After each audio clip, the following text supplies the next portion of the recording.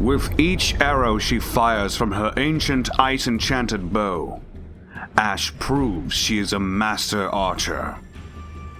She chooses each target carefully, waits for the right moment, and then strikes with power and precision.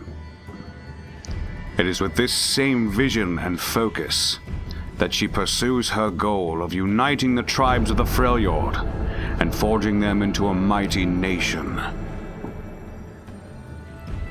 As a child, Ashe was always a dreamer. She marveled at the colossal abandoned fortresses of her ancestors, and spent hours by the fire listening to tales of Freljord's fabled champions. Most of all, she loved the legend of Avarosa, the renowned queen of the once magnificent and united Freljord.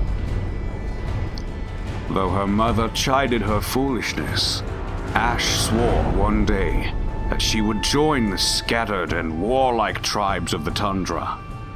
She knew, in her heart, that if her people would stand united once more, they would reach greatness again. When Ashe was only 15, her mother was killed while commanding the tribe on a brash raid.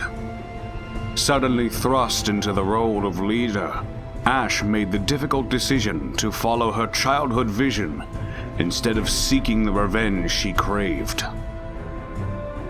She spoke passionately against her tribe's demand for retribution, declaring the time had come to put blood feuds aside and broker a lasting peace. Some of her warriors questioned her fitness to rule, and soon hatched a treasonous plot to kill the young leader. The assassins struck while Ashe was on a routine hunt, but their plan was interrupted by the warning cry of a great hawk. Ashe looked back to see her tribesmen approaching with swords drawn. Outnumbered and overwhelmed, Ashe ran for hours. She found herself deep in uncharted territory, her weapon lost in the chase. When she heard another cry from the hawk, Ashe put her faith in the strange creature and followed it to a clearing. There, she found the bird perched on a pile of stones, an ancient Freljord burial cairn. With a last glance at her, the hawk screeched and flew away. Approaching the mound, Ashe felt her breath turn to frost, and an unnatural cold chill her to the bone. The stone at the top of the cairn was marked with a single rune: Avarosa. The assassins burst into the clearing.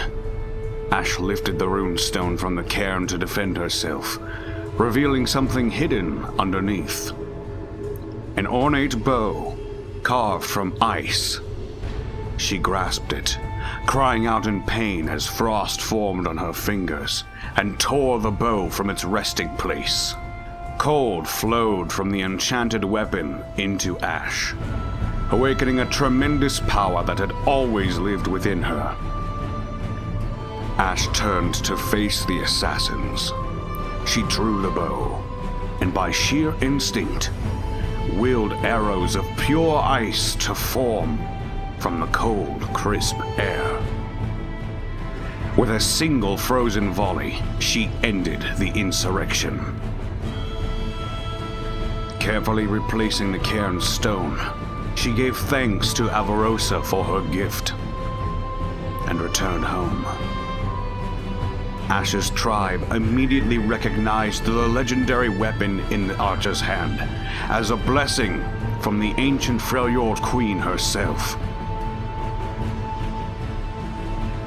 With Avarosa's bow and her vision of peaceful unification, Ashe's tribe soon swelled, becoming the largest in the Freljord. Now known as the Avarosan, they stand together with the belief that a united Freljord will once again become a great nation. It is our duty to speak of unity here among the ruins of our past. Now our people stand divided, torn apart by ancient hatreds. Brothers and sisters, our enemy is not our neighbor.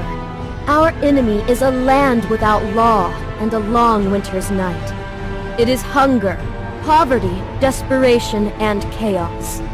Look around you. These monuments from a bygone age, each older and grander than anything wrought by our hands. These are the works of a united Freljord, a fractured land that we can repair. From these ruins we can raise a great nation. We are the people of the Freljord, and this land belongs to us all.